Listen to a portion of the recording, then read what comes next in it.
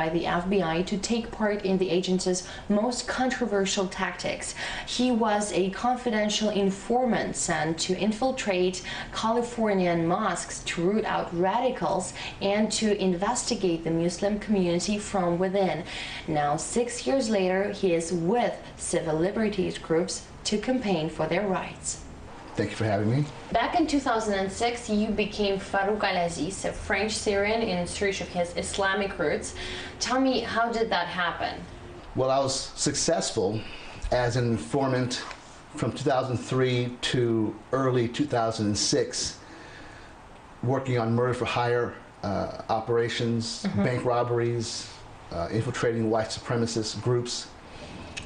And one day, as I was speaking to my handler, her name was Tracy Hanlon, I said, I think I'm interested in infiltrating mosques.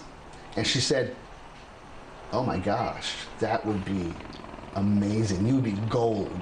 They needed a man, a specific kind of man, a certain man who can, with the proper training, can adapt and blend in into the Muslim community, learn the language, learn the religion, and use the religion and the culture against the Muslim community. The FBI supplied me with sophisticated surveillance devices. They were called key fobs.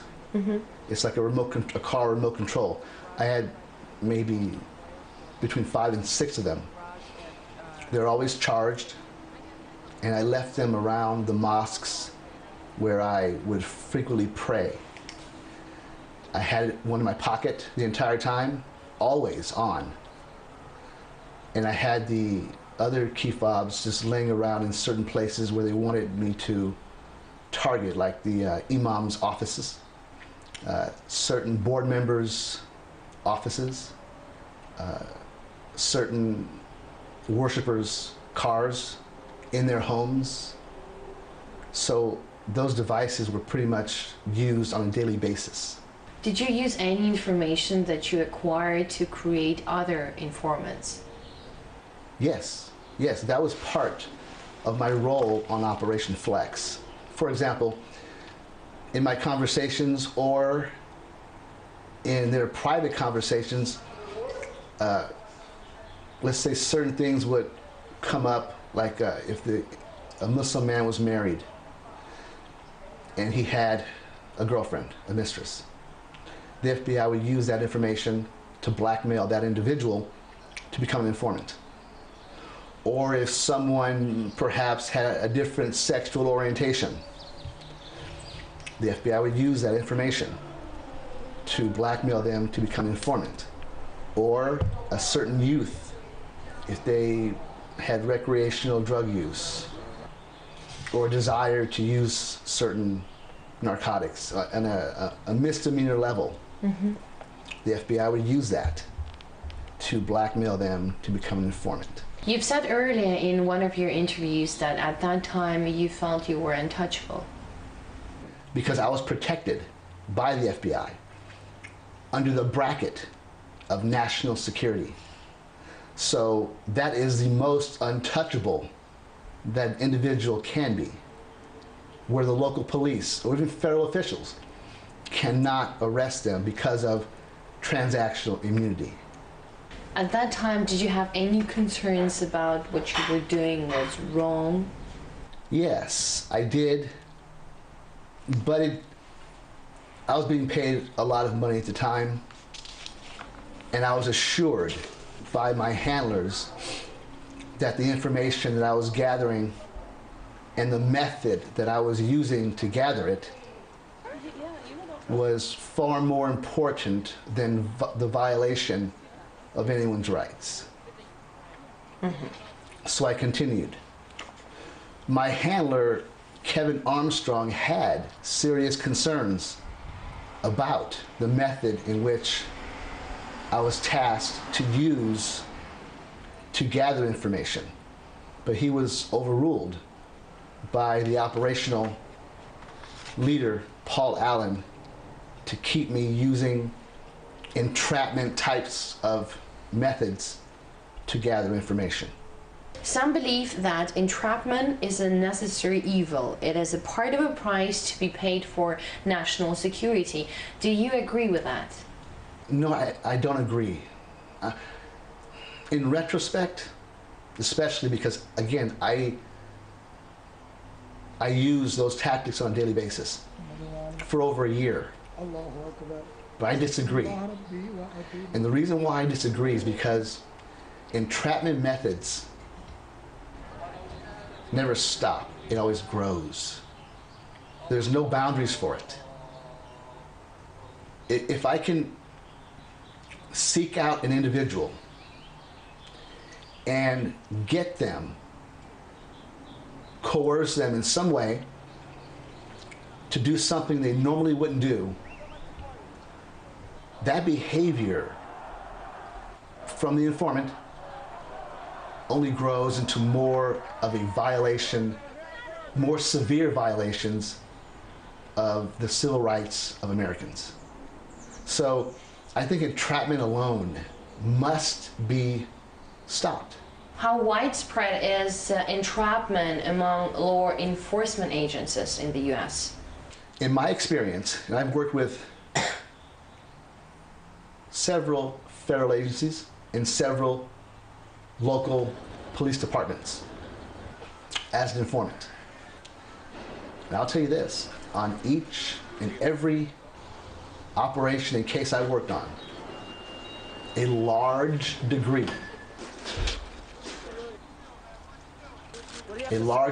of entrapment is the principal method. That's not justice. That is a grave injustice. And I believe the FBI must rethink their policies and procedures, because I believe that entrapment creates enemies. Because all entrapment really is the bottom line, it is setting someone up. Does the U.S. entrap people abroad too? Abroad? Yes. Yes. Operation Flex began in the United States, but Operation Flex expanded into beyond the borders of the United States. And there were people in Afghanistan and a certain few in Iraq, a few in Yemen, who were entrapped, but they were used, that method of entrapment was used to blackmail them to become informants, not lead to an arrest. It was to blackmail them. Now, in regards to Victor Bout, he was implicated somehow in dealing with Charles Taylor when he was a president of Liberia. He was accused of having ties with the RUF in Sierra Leone, among other areas in the world, in Africa rather, where he was accused of providing arms. Usually, when they want you, they meaning federal authorities, DEA, ATF, FBI, they will arrange some type of operation where they lure you in an entrapment manner, where you may be innocent of that particular crime, but they'll use that arrest to pressure you to plead guilty on other arrests. So, having known the methods of the FBI, DEA, ATF, which I worked as an informant with those individual agencies, not only the FBI, I would say entrapment is definitely there. Are other minority communities in America targeted as intensively as Muslims? No, I think the Muslims today are what the African Americans were in the 50s, 60s, and 70s. I think the order of today, where the FBI needs an enemy, they found it in Islam. And I think, unfortunately, it's going to last a long time. Religious war, yes, but they will never say that because they can't. It's a violation of one's constitutional rights. But that's exactly what it is.